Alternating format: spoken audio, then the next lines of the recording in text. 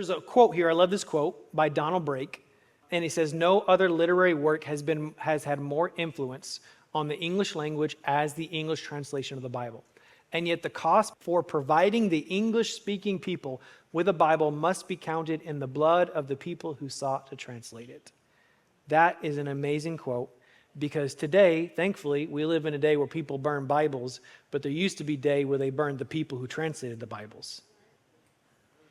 The Bible is essential to Christian faith, not just in theory, but in practice. It's not just for public preaching and teaching, but it's also should be used for personal reading and studying. The Bible reveals who God is to me, and I can't know God without knowing the Bible.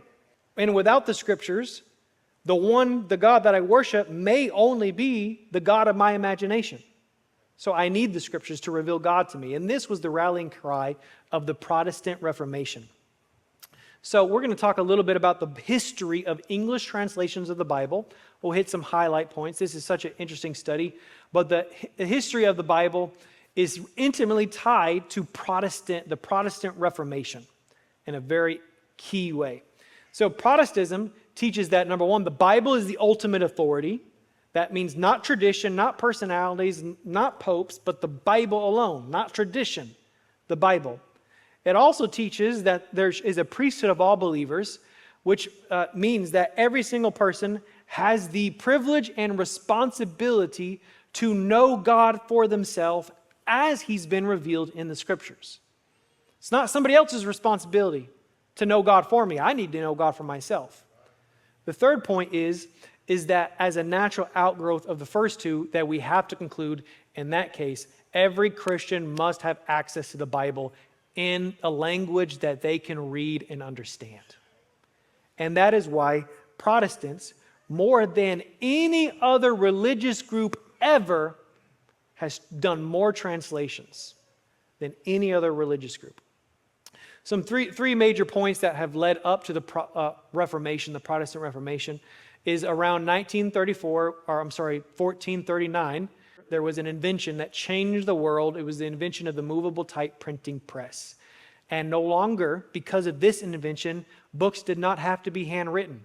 Printing became so much faster, and books became so much more accessible that knowledge began to greatly increase from this moment forward. In fact, does anybody know what the first book was printed on the Gutenberg printing press? The Bible. Anybody know what kind of Bible? The Latin Vulgate. Yeah, a Latin Vulgate Bible was the first Bible that was printed. And so that was a crucial point in history moving forward.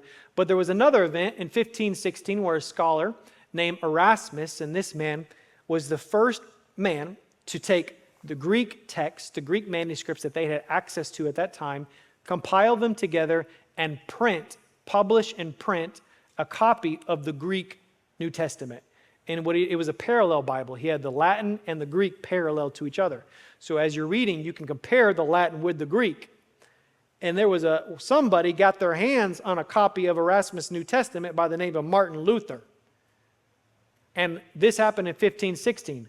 1 year later, in the year 1517, that same Martin Luther marched himself down to the door of the Castle Church in Wittenberg and nailed 95 theses to the door, which challenged the teachings and sparked the Protestant Reformation. Well, where did he get the knowledge to do that? Where did he get the desire to do that? Because he was able to hold in his hands a copy of the Greek New Testament and read for himself what the Bible says versus taking the church's word for it. And he realized there needs to be some reformation around here. He took it on himself to do it. So those were three key events and which started the Protestant Reformation. And so what happened is essentially this kick-started something that had never happened in the world.